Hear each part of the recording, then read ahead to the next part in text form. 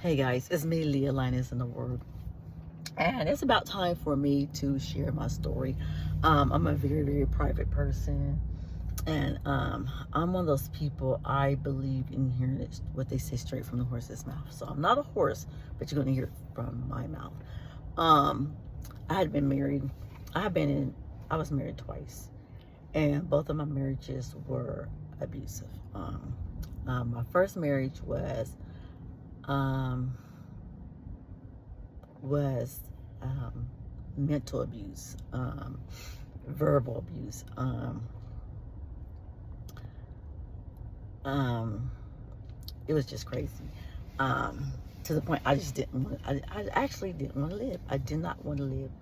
I did not want to live. It was just that bad. And one time he did kind of pop me in my head.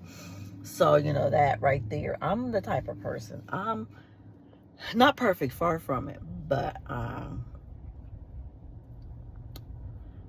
no one deserves that. And I did love him. And he loved me too. He really did. Some people probably say, "Well, no, that's not love." No, I know he loved me, but he just was very abusive with his words and stuff. I just didn't.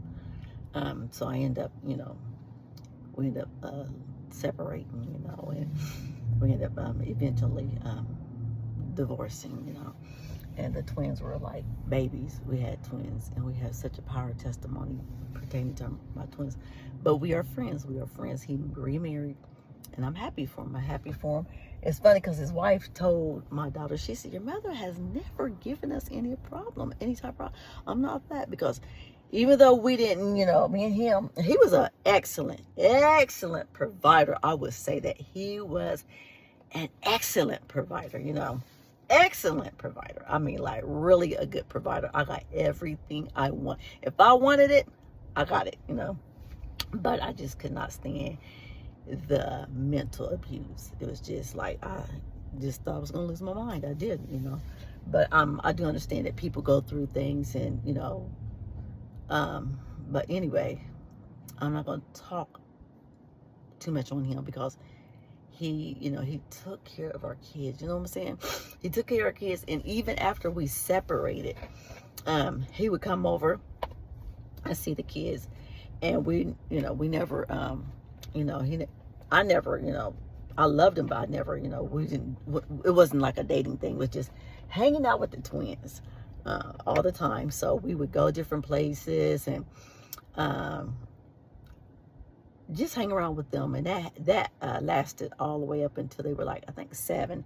And he had met someone during the time we were separated. He had met someone, and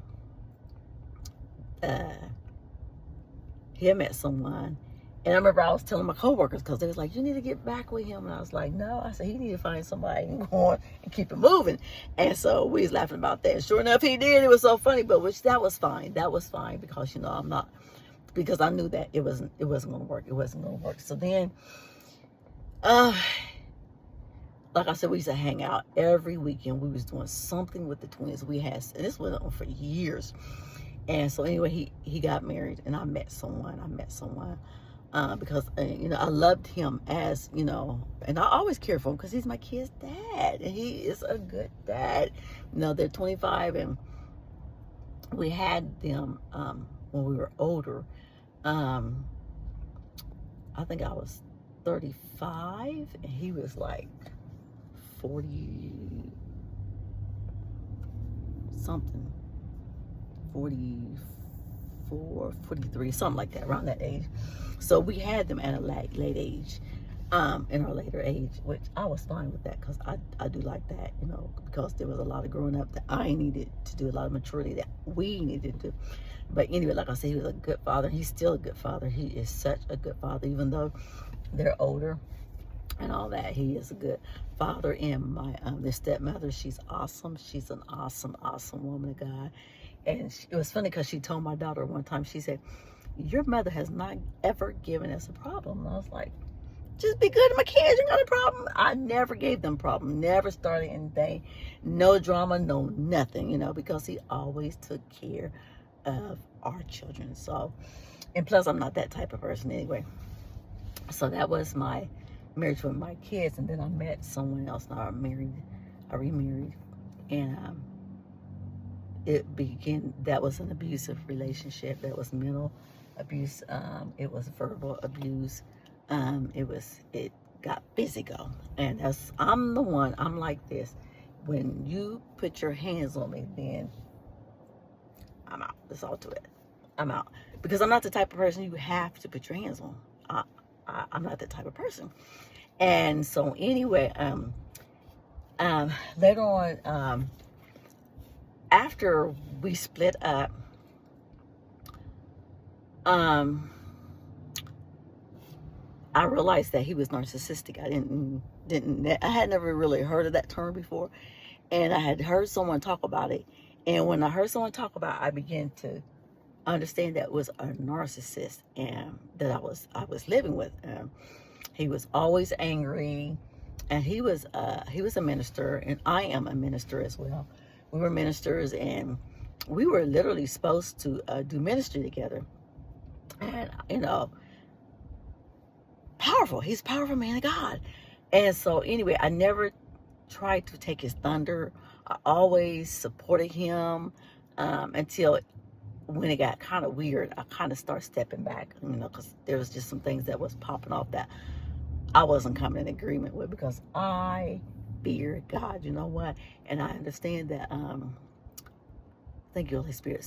I understand when you are a minister, whatever comes out of your mouth, you're going to be held accountable for everything that you feed God's sheep, And so, it got really weird. And I didn't know what was going on. And he began to get jealous of me. And I didn't know that. I did not know. And I thought he was just looking at me because he loved me and he was watching me and he's happy, like, that's my wife, that's my woman. But it wasn't that. It was not that at all. It was a jealousy thing.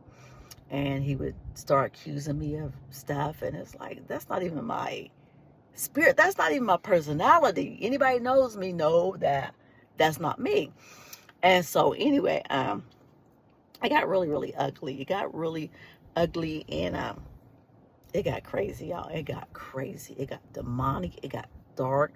I literally have a picture of a demon sitting on. I had the fireplace lit one night, and I took a picture. The Christmas tree was up, and I don't know if I seen it, and I took the picture, or I took the picture, and I actually caught the demon sitting on the logs in the fireplace. And I showed one of my girls at church. I didn't say anything. I said, you see this? And she's like, yeah, that's a demon sitting there.